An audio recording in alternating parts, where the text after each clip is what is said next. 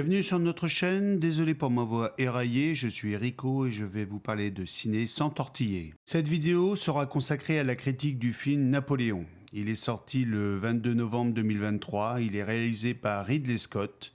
Grosse filmographie, il a réalisé entre autres Alien en 1979, Blade Runner en 1982 et le très beau mais un peu creux Légende en 1985 avec Tom Cruise. Et aussi le fameux Gladiator en 2000. Le film dure 2h30 avec un budget supérieur à 200 millions de dollars. Napoléon est interprété par Joaquin Phoenix. Il a joué dans Gladiator, Joker et The Beautiful Day. Et l'impératrice Joséphine de Beauharnais est interprétée par Vanessa Kirby. Elle a joué dans Mission Impossible et dans Fast and Furious. Ce film retrace le parcours exceptionnel d'un jeune militaire qui se nomme Napoléon Bonaparte. Mon sentiment avant la séance, je suis vraiment surpris qu'en 2023 nous ayons eu une personne ou un studio qui ait eu l'idée de faire un film à gros budget sur Napoléon.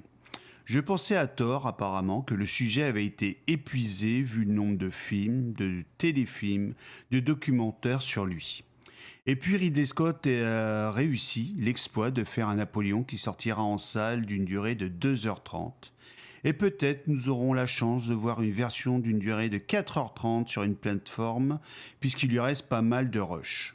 Je suis donc allé voir Napoléon sans attente particulière ou idée reçue. Pour parler de ce film, je ne ferai pas de points positifs ou négatifs, je vais vous donner mon sentiment, ce que j'aime ou pas. Il y aura forcément dans cette vidéo du spoil. Lorsque je suis sorti de la salle, on s'est regardé avec mon fils et on a eu la même réflexion. C'est pas si mal que ça finalement, Ridley a été assez cool avec Napoléon. Après une bonne nuit de sommeil, le lendemain, c'est là qu'on s'est dit, c'est subtil mais il s'est foutu de notre tronche. Voici donc nos arguments. Le film est évidemment à charge contre Napoléon.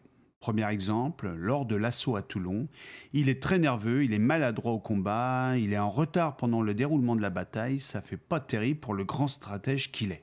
En Égypte, on ouvre une momie devant lui, il veut la regarder droit dans les yeux, donc il prend une petite caisse et monte dessus. Le message est clair, Napoléon est petit. Or, il est dans la taille moyenne de l'époque, propagande anglaise. Ce qui est vrai, c'est qu'il est cocu par Joséphine. Mais attention, il est cocu parce qu'en fait, il fait l'amour comme un lapin.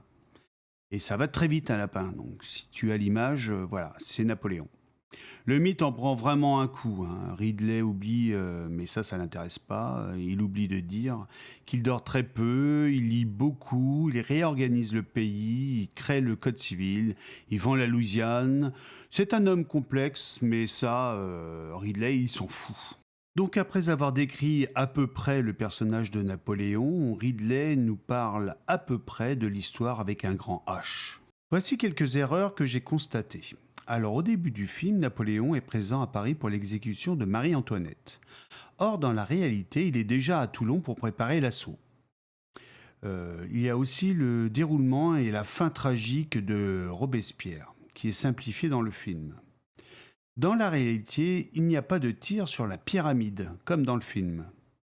Il y a aussi, à la bataille d'Austerlitz, le déroulement n'est pas comme dans la réalité, il n'y a pas des centaines de morts dans la glace. Et la partie stratégique de Napoléon sur cette bataille n'est pas mise en valeur. Plusieurs fois dans le film, Napoléon réécrit l'histoire. J'ai un exemple en particulier.